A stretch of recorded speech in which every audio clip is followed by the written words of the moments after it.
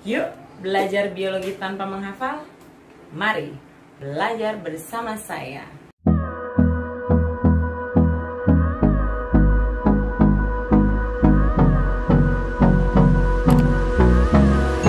Di pertemuan kali ini kita akan membahas transport molekul melalui membran.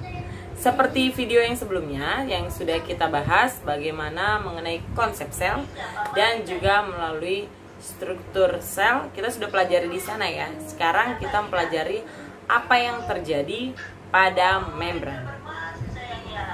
Transport molekul pada membran ada dua macam. Yang pertama adalah transport pasif, yang kedua adalah transport aktif. Apa sih perbedaan antara transport aktif dan transport pasif? Perbedaannya adalah pada memerlukan energi atau tidak. Kalau kamu merasa video ini bermanfaat buat kamu, jangan lupa like, subscribe, dan komen. Nyalakan loncengnya supaya video ini terus berkembang. Karena subscribe itu gratis loh. Transport pasif adalah perpindahan molekul-molekul senyawa atau ion yang tidak memerlukan energi. Transport pasif meliputi yaitu difusi, perpindahan zat yaitu padat, cair, dan gas dari larutan konsentrasi tinggi yaitu hipertonis ke larutan dengan konsentrasi rendah yaitu hipotonis. Nah, setiap zat akan berdifusi menuruni gradien konsentrasinya.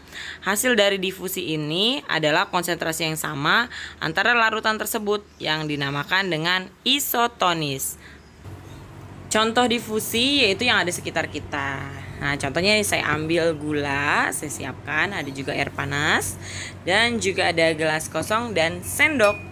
Nah, gula ini akan saya masukkan ke dalam gelas ya. Nanti lihat ya apa yang akan terjadi. Nah, ini ada di sekitar kita dan biasa kita lakukan di dalam kehidupan kita sehari-hari.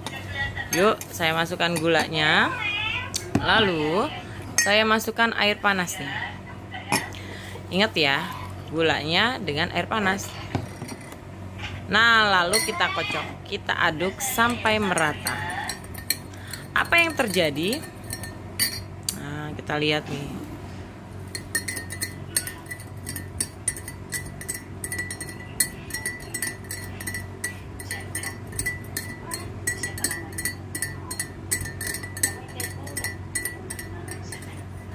Setelah beberapa saat kita aduk, tadi kan kita lihat ada gula kita masukkan ke dalam air panas. Nah, ternyata gulanya hilang. Kemana dan apa yang terjadi?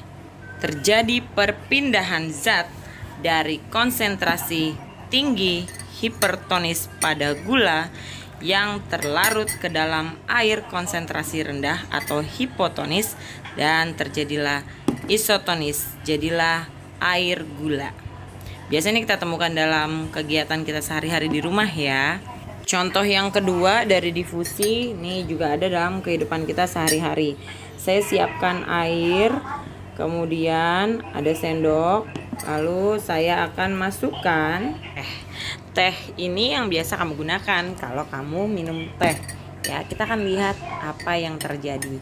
Tadi airnya berwarna putih ya. Bagaimana setelah kita masukkan teh ke dalamnya? Ini adalah tampilan setelah kita aduk, ya kan? Warnanya berbeda. Nah, proses yang terjadi adalah dari konsentrasi tinggi hipertonis pada teh pindah ke air. Nah, ini adalah contoh difusi yang kedua, yaitu perpindahan dari konsentrasi tinggi pada teh pindah ke konsentrasi rendah pada air dan disebut dengan air teh menghasilkan larutan isotonis. Untuk transport aktif yang kedua adalah difusi terfasilitasi. Nah, sebenarnya difusi sederhana atau difusi yang biasa dan difusi terfasilitasi ini sama.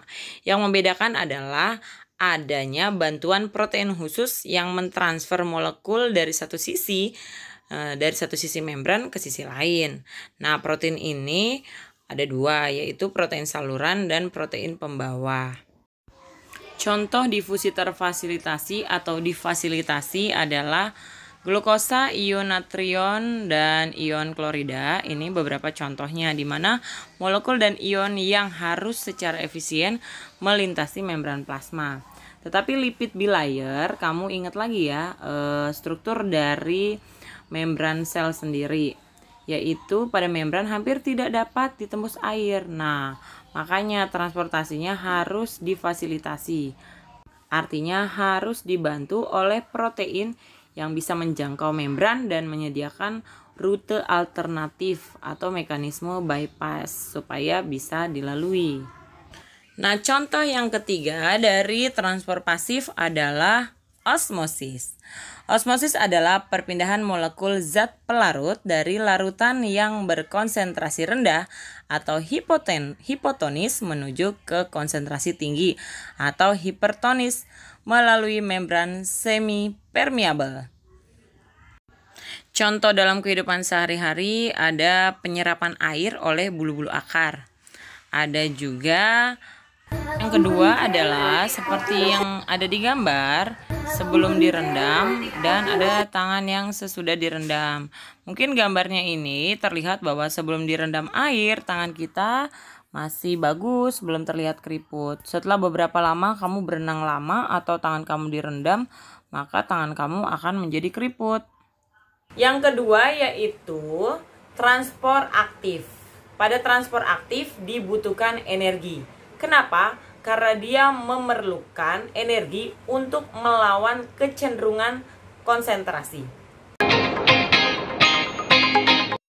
Transport aktif ada dua macam, yaitu eksositosis dan endositosis. Eksositosis berasal dari kata exit berarti keluar, berarti mengeluarkan sisa-sisa metabolisme. Contohnya adalah proses pengeluaran. Nah, sedangkan yang kedua yaitu endositosis, berarti memasukkan.